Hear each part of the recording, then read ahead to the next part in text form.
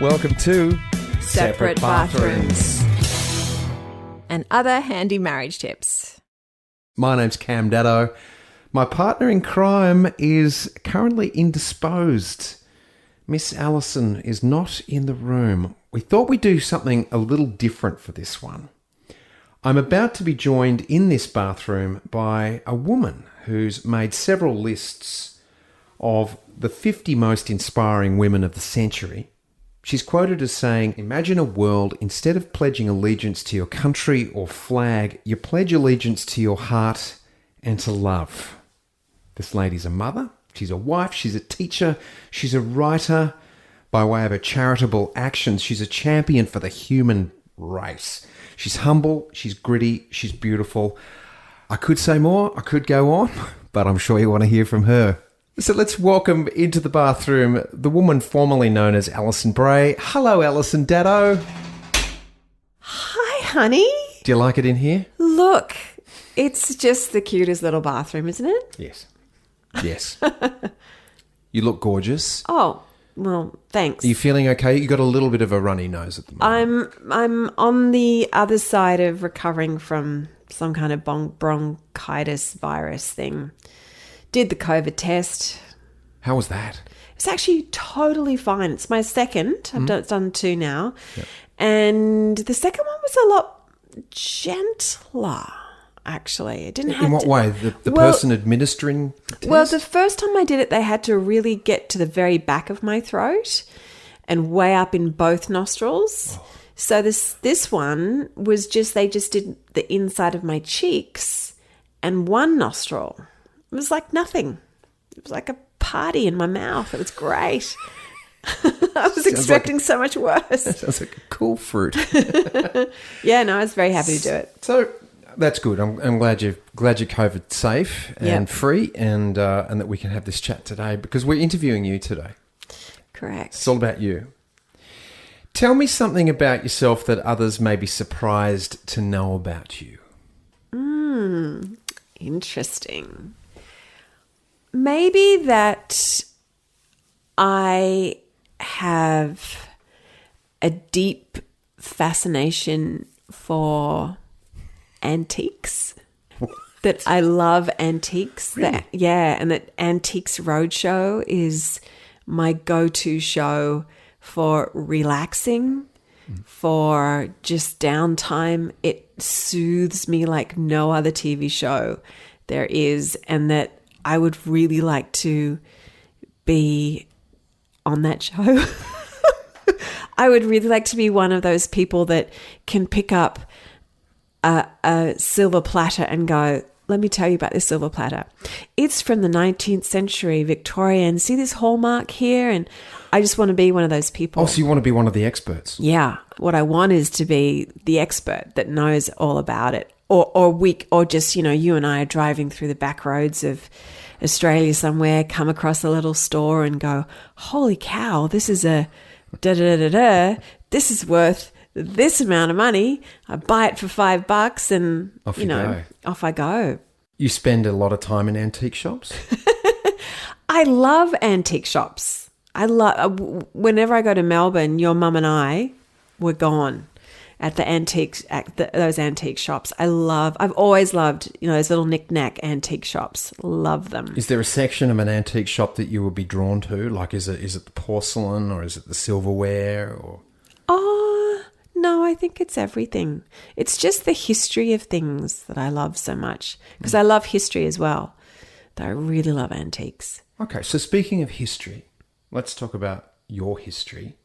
Is there something in your past that if you were able to go back and do differently, what would it be? Oh, if there was something in my past, I would, the very first thing that comes to my mind is I would spend more time with, speaking of history, I would spend more time with my grandparents, particularly my mum's mum and dad, who I was very close to. And I have all these questions for them that I never asked because I didn't think to ask as a kid. And now I want to know. I want to know so much about their lives and no one knows. No one knows about it. And my grandfather had such a fascinating history, came here when he was 14 on a scholarship from Leeds, England, and didn't go back to England for 60 years, came out as a 14-year-old kid, left his country to become a jackaroo. And what was that like for him? All those questions that I never asked him. Didn't they give him a parade or something in his little town when he went back? Yeah, he was on radio. He was the newspaper. It was just beautiful because his little brother was still alive and back there waiting for him. They'd written letters to each other for all those years, but hadn't seen each other. And 60 years later, he went back. Those letters, they'd make a hell of a journal, wouldn't they? Oh, it'd be so with beautiful. Photographs and things. So beautiful, yeah. If Ali was a word in the dictionary, what would be the definition? I'd like for it to be as another word for joy. That's what I would like it to be. I felt so Ali today. I got my Ali on. I've just got... there's so many things I want to say. I did something that was really Ali-ful.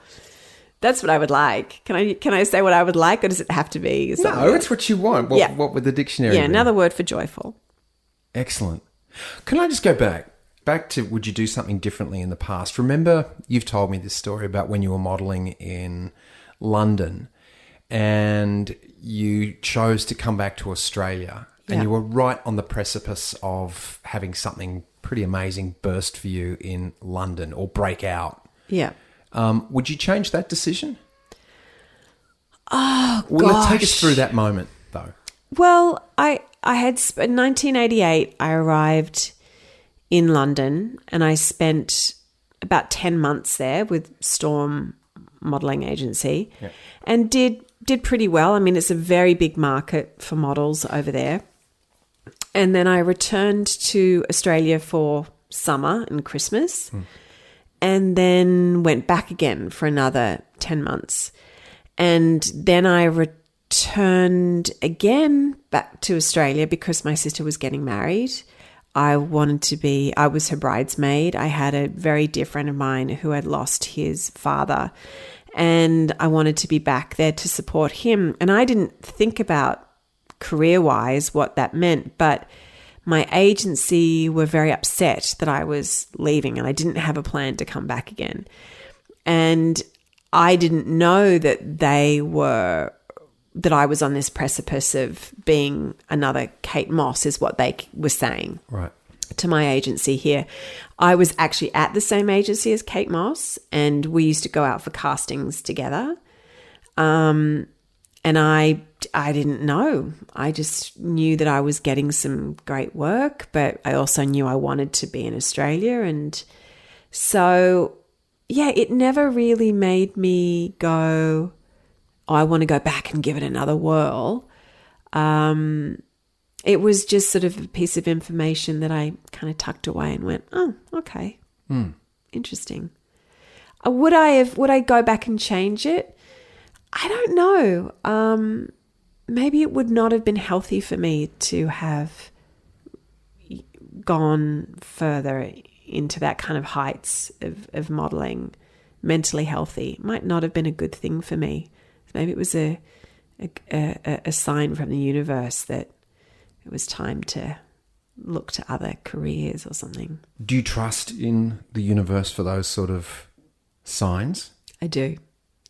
Even though in the moment I've just gone, everything's gone wrong. I don't understand why I'm here. I don't understand why this is happening. Why is this happening? Though inevitably, I think for most people too, you look back a year or two or 5 years and go, oh, that was why that happened. Thank heavens that happened. Yeah. You've lived in London. You've lived in the US. You've lived half your life in the US. Yep. You became intrigued with politics. Yes. In the US. Politics, especially American politics, dominates our Christmas dinner party conversation. Yes. Was there a catalyst that got you into it? How did that happen? Oh, how did that happen? And it's because I was so young when I left Australia. So I was going to say I didn't follow politics when I lived here, though I think it was the Obama years because I was so in admiration of him. But I think I had a little bit of interest before that as well, and it certainly grew over the Obama years. I find it interesting. I think there's a lot more. It's a bit more showy maybe in America, so maybe it was a bit more interesting or intoxicating over there. Well, certainly there's more press coverage, isn't there? Yeah, definitely. And there's a lot more that I felt I had a voice almost to say in politics in America because the people do speak quite loudly over there about their rights and, you know, what they understand. And I wanted to know what my rights were. And when you've got things as an like... alien. As an alien. You have no rights in the I got country. nothing going on. I just tax you, that's all. Well, really, you know, we obviously our kids are American, and when you've got things like, you know, school shootings happening as much. We lived in the time of the school shootings. That's when it started, when we were living there. And when they could not pass a law to limit guns on the street and to limit people getting guns in their hands who had criminal records, when they were fighting for that, I just was like, I felt like I had to be involved and I had to be interested because it came so much more important with having our three kids. When I met you in 1990, you had, I think, 3 World Vision kids. You were the first person I knew that sponsored children. Really? I'd never seen that before. I remember going over to your house and there was pictures on the fridge and, you know, here you were 20 years old and you had World Vision kids. Yeah. And that was one of the things that attracted me to you. Really? Who knew? Who knew? You know now. Now I know. And so do our 3 million listeners. Charities. I wish. Charities. Oh, one day. Charities are very important to you, and they've become more important to you, it seems. And whilst we were living in the States, you got behind the Gulu Walk, the Invisible Children. Not only just with your money, you were actually out front with the orange T-shirt, leading marches and behind microphones introducing child soldiers. We've come back here, you're interested, or you're an ambassador with Rise Up. What is it about charities? Is it about being charitable, or is it the charity itself? I think it's... I'm not entirely sure what gets exactly ignited in me and why it was ignited from such a young age. It's just, I remember vividly watching the commercial of World Vision and watching someone show this little tiny child who did not have enough food and was as skinny as anything and was clearly so sick. And they said, for $1 a day, you can save this child's life. And I was like, that's it. I've got $1 a day. Why would I not do that? Like, it just made sense to me to do that. And when I started doing that and getting information about the difference that my money was making to these kids, I felt so important. It made me feel so good that I had possibly saved a child's life just from $1 a day. And so in the same thing with the Invisible Children and the Gulu Walk, learning about the atrocities that were happening in Uganda and across parts of Africa, you know, these little kids that were again stolen from their villages, forced into war, And when you read the stories, because, you know, I read a lot of the books about what had happened and seen the documentaries, it just was so horrifying to me. And again, if I thought, if I can do something to help these kids, I've done something really, really important. And then moving to Australia, it was a similar thing, just the rise up, what they were doing for, you know, domestic abuse victims. And again, a lot around families and a lot around kids, that if I can do something for that, then I just think it sets such an amazing path for someone. The fact that one person could actually change the trajectory of someone's life by doing something for that charity, I just think it's amazing that we have the power to do that. So I've always loved being involved in that sort of thing. Yep. So I thought, as your husband, it was just ways to not spend time with me. But you usually drag me along with you. I always drag you along as much as I can. Honey, can you come drive the bus for the truck for Rise Up so we can move some couches? Okay. Thank you. And then you love it. You always end up loving it. Well, driving a truck and eating McDonald's and things like that's a great thing to do. But it was putting on the orange shirts and walking in the valley in 110 degrees heat in Los Angeles in LA. for Gulu Walk. I was like, wow. And there you'd be leading the chanting and doing all that with your other leaders. It was pretty impressive. You're a good supporter. You've been married for 29 years. Speaking of supporting, what does support mean to you? Support means, I was going to say I know what it doesn't mean. And that means that it's not about taking over. Support is standing with someone when they need it.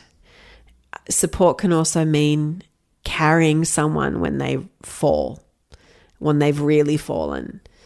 And support can mean pulling someone along, particularly when they have requested that they know they need to be pulled along. So, yeah, I love being in a support position, and I love feeling support as well. So it's a way to feel connected. What does that look like? I've been married 29 years too. And have you? Who's your wife? Oh, a girl called Ali. Yeah, that sounds joyful. Yeah. I was because that's it. It means joyful. How do you like to be supported? Because I'm sure I can probably use some of your advice in my marriage. Understanding how you like to be supported. Let me think. How do I like to be supported? You hope you're writing this down. Certainly if I say I need your support, then that's me really being crystal clear. I need your support. I need you to listen to this right now. I need your ideas on this. I also love, the best way to support me is to go, what do you need right now? What can I do for you right now? Or I see this might be hard for you. Is there a way that I can assist you with this? How can I take the stress off you a little bit right now? And if I can't figure out what the hell I need, sometimes being inventive and going, okay, I know what you need. You relax. I've got dinner. I've picked up the kids. The dogs are walked. I'm taking everyone out of the house. The house is yours for the day. It's that kind of reading the room of what's happening for me right now. Yeah. Cool. Duly noted. Yeah. Let your wife know I've given her some tips.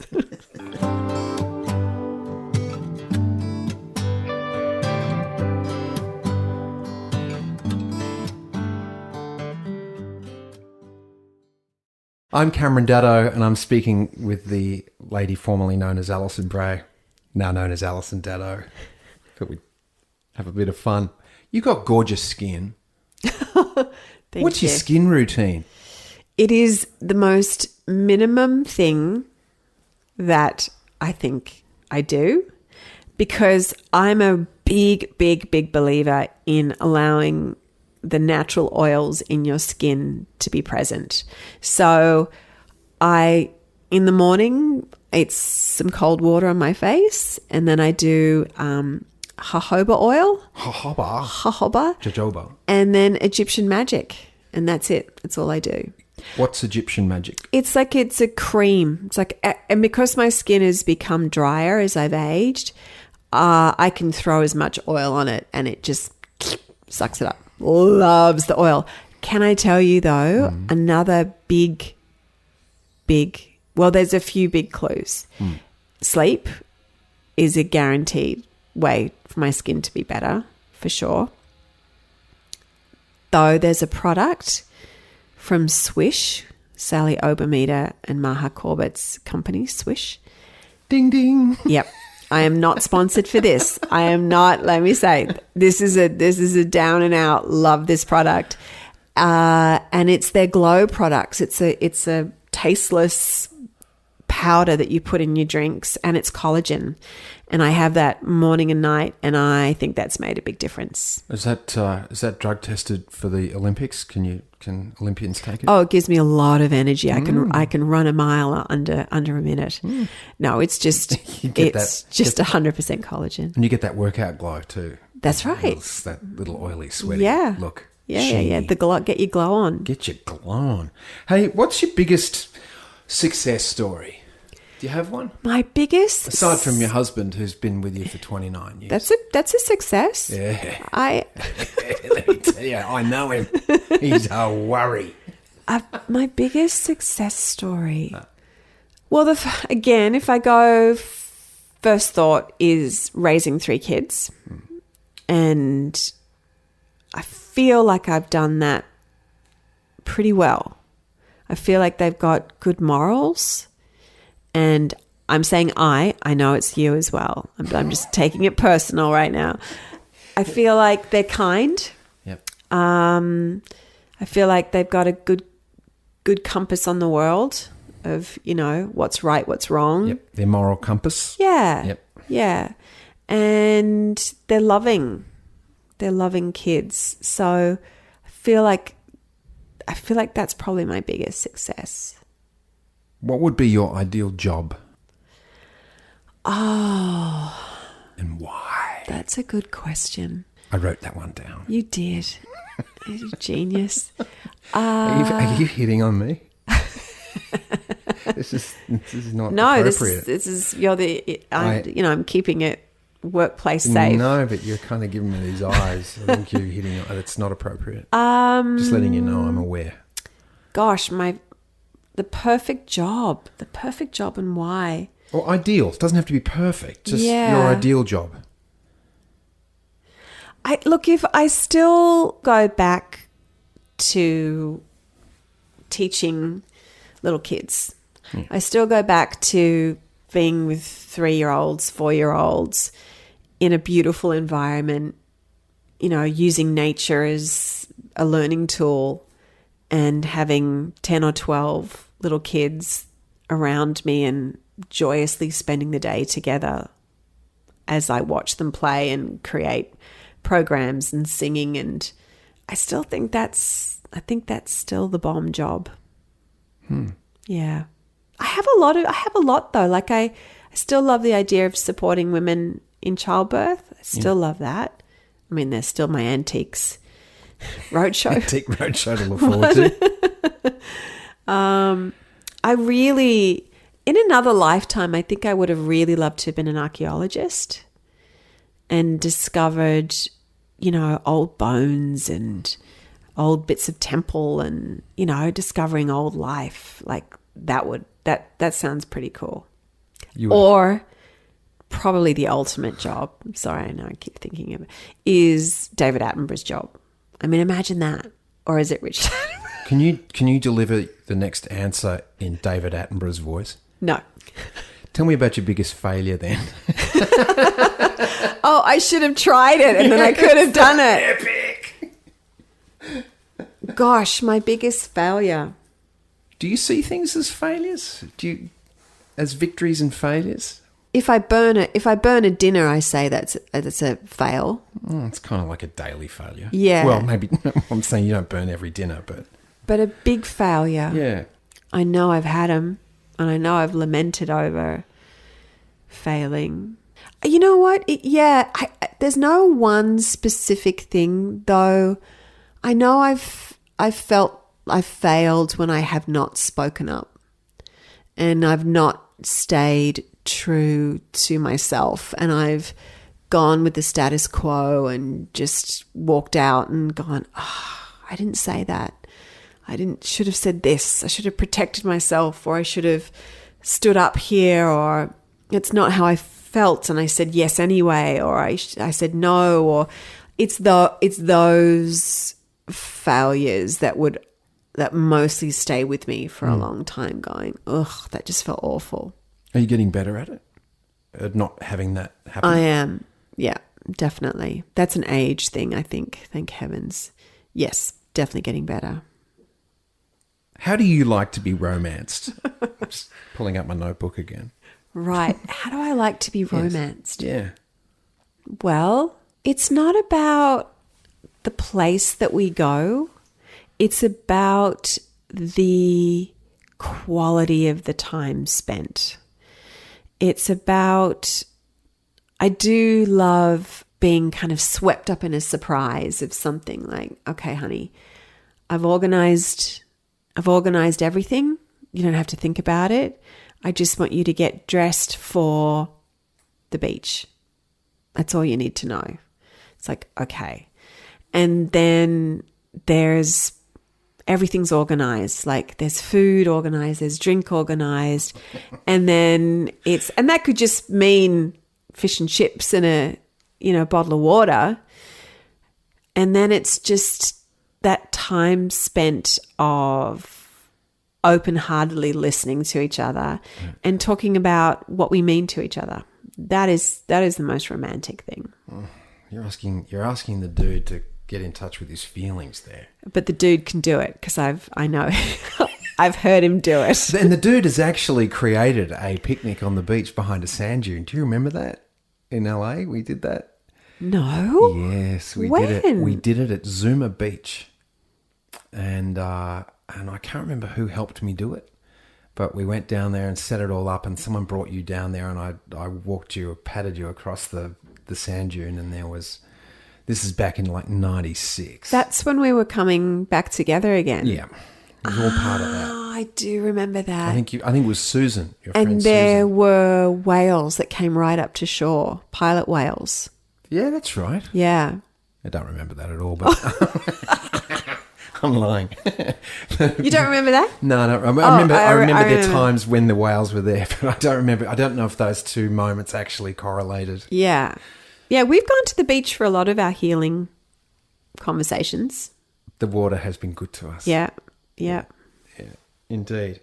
Okay, here's an interesting question. I found this one. I just thought it was so bizarre.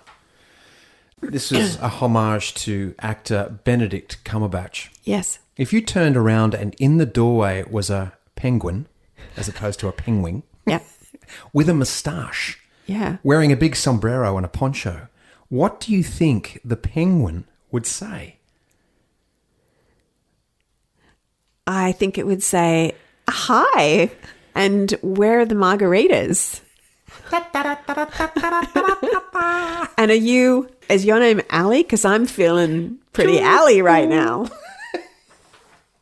Yeah, fun. I would love that. I love a penguin. What if the penguin said it in Benedict Cumberbatch's voice? That would be weird.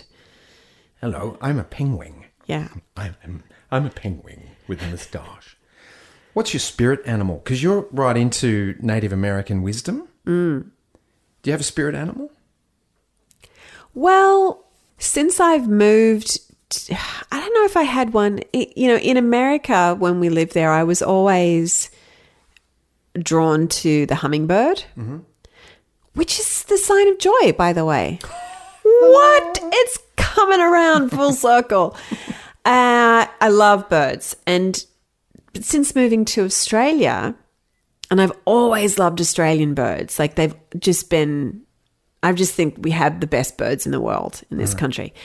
And since moving back, one of the very first birds I saw when we moved back, and I was feeling really sad and lonely. And this one day, and there was a yellow-tailed black cockatoo in pairs in this tree, and I'd never seen one up close. I'd never heard their call. And I put that out on Instagram saying, what kind of bird is this? What is this? And I had some beautiful responses. And I had one lady who gave me this whole breakdown about what that bird is, the significance of that bird and how it's the bringer of the rain. And she's like, it's probably your spirit animal if it's come to you. So I've kind of adopted the idea that maybe I've got a black cockatoo now, a yellow-tailed black cockatoo is my spirit animal. I was going to say, I don't think they've ever been seen in the wild. Only you have seen them. I am the only person in Australia who's ever seen one in the wild. It's quite phenomenal. Now, if you were in the wild and you saw a lion and a tiger fighting, who would win and why? Are they both males or are they females or? I'm just reading the question. Don't give me gender specifics. Right. Well, because the female lion is super fierce, like that. She's the predator. She's the hunter. So she would win? So quite possibly. Well, the tigers are really strong though. Yeah, this is you know. This could keep me awake at night. Yeah. But growing up, tiger was my favorite animal. When I was younger. I had a big love of tigers, had tiger posters everywhere. I'm going to have to go tiger. Okay. Just going to say tiger. Just leave it at that. I find that interesting because you do not like the Richmond Tigers and you barrack for the Bombers. So. I do. Like that. I do. If you were a movie character, who would you be? Well, there's apparently... The kids at my school keep telling me that I remind them of... There's a movie called Eurovision with Will Ferrell and I love that movie. Yeah, and Rachel McAdams. Yeah. And Rachel McAdams is this elf-loving, hand-knitter, hippie singer. And all the kids say that I'm like her. So I'm going to go with her. I'm going to say that's me because that kind of sounds like me. I love to knit. I love gnomes, elves, fairies. That's my jam. Can I be your Will Ferrell? Yes. Definitely. Okay. We are almost out of time. If you were a flower, what would you be and why? Why? I think I'd be a waratah because they're Australian. That's where I was born. I love them and they're sort of round. I'm quite round these days. What? And they've kind of got a wildness to them. And I just think that that's kind of part me as well. So, yeah, I'm going to say waratah. Okay. I love that flower. They don't have an aroma. They don't, no. That's okay. That would be amazing if they also had an aroma. What would they smell like? What would a waratah smell like? Very earthy. Scent of Australia somehow or another. Scent of Australia. Sounds like a movie title. Yeah. One more question. Oh. A lot of people admire you. A lot of people admire you. Who do you admire? Who do I admire? Present company accepted. Of course. Oh. Look, I admire... I mean, I love Jacinta Ardern. I mean, she's pretty high on my list right now. Michelle Obama.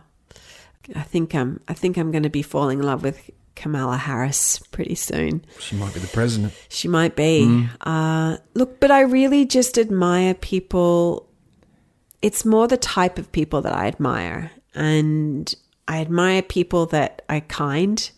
I admire people who are just making their way through life, no matter what their circumstances are, and they've maintained kindness and goodness and fairness. They're the people who I just think are my kind of people. That's who I admire. Well, honey, I just want you to know it's been a pleasure having you in the bathroom. Thank you. I want you to know I've got dinner covered and the kids are all fine. The dogs have been fed. Yep. We're all heading out and the house is all yours. Okay, great. Are you going to the beach for a picnic or is that... Yeah, I'm going to go set the picnic up for tomorrow morning for breakfast. Coffee might be Oh, a little... how nice would that be? We can Aw. do that. Thanks, honey. This was fun. Thank you. Thank you for allowing me to interview you, my wife pleasure. of 29 years. My pleasure. Thank you for your thoughtful questions. We'll be back with another installment of Separate Bathrooms and Other Handy Marriage Tips next week. Thanks for listening.